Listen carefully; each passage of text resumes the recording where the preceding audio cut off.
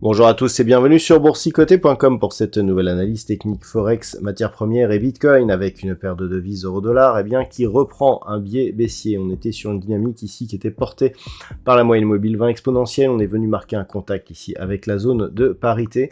Mais en repassant ici sous la zone des 0,9850 et sous la moyenne mobile 20 exponentielle, déjà il y avait un signal d'affaiblissement qui s'est confirmé par un contact ici sur la bande de Bollinger inférieure. Donc cela fait suite à la diffusion des chiffres du chômage américain qui donc a provoqué un renforcement du dollar et donc une baisse de la paire de devises euro-dollar. Donc on est clairement ici sur une possibilité de retour ici sur cette zone des 0,9695 et donc si tel était le cas, on poursuivrait, et donc si cette zone était cassée, on poursuivrait la dynamique baissière. On peut voir ici cette succession de points hauts, on voit qu'elle est toujours ici décroissante.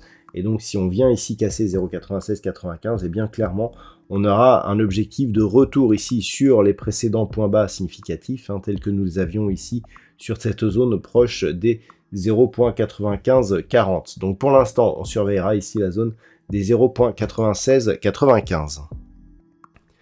Sur la paire de devises livre sterling contre dollar américain, même constat, on avait ici une dynamique qui était portée par la moyenne mobile 20 exponentielle.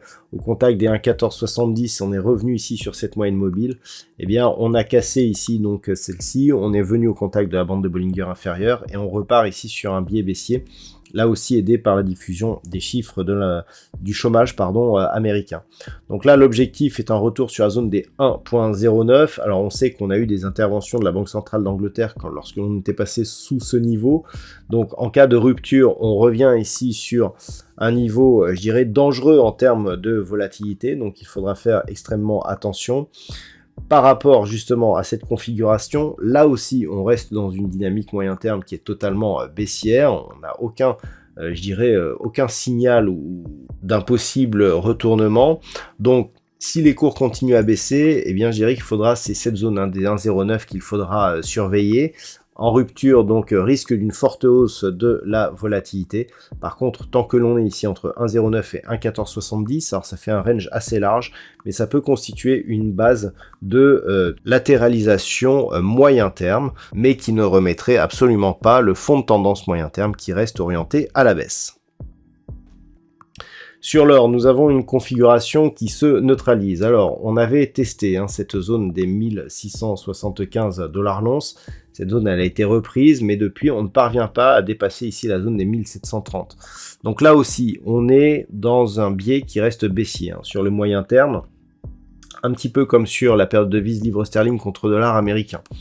Tant que l'on reste ici entre 1675 et 1730, il peut s'agir ici d'une phase de neutralisation qui pourrait même nous donner un socle de stabilité de la tendance moyen terme. D'ailleurs, on sait que cette zone des 1675, à part le passé, était un support important de cet actif. Donc ça peut reprendre. Malgré tout, on a attaqué cette zone et en cas de rapprochement ici trop rapide, on peut anticiper une deuxième cassure qui risquerait d'être un peu plus pérenne, puisque en absence de rebond qui casse un précédent point haut significatif, si on vient recasser ici cette ancienne zone majeure, clairement on risque d'avoir une accélération qui descendra plus loin que cette zone secondaire ici des 1620 $ l'once. Donc c'est à surveiller, surtout si les cours redescendent rapidement dès le début, donc dès l'ouverture des marchés la semaine prochaine.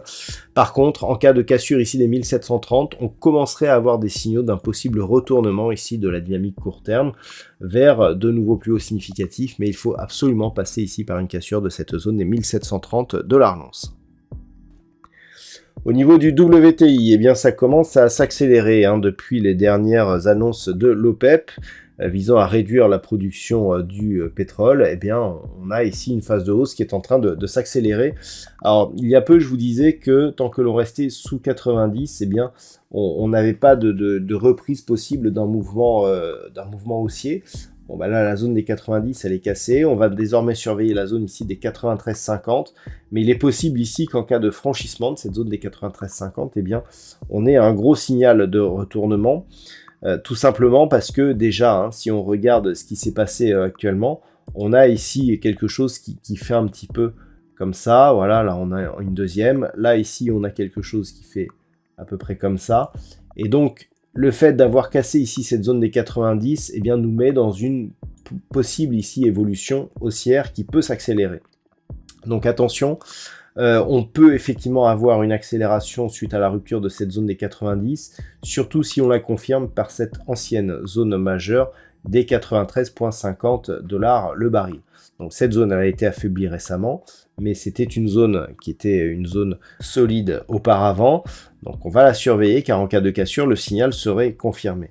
Tant que l'on reste entre 84 et 93,50, on peut là aussi parier sur une neutralisation de la dynamique moyen terme. Et enfin, on termine cette analyse avec le Bitcoin qui continue à osciller, à hésiter donc sous la zone des 20 000 $ pour un Bitcoin.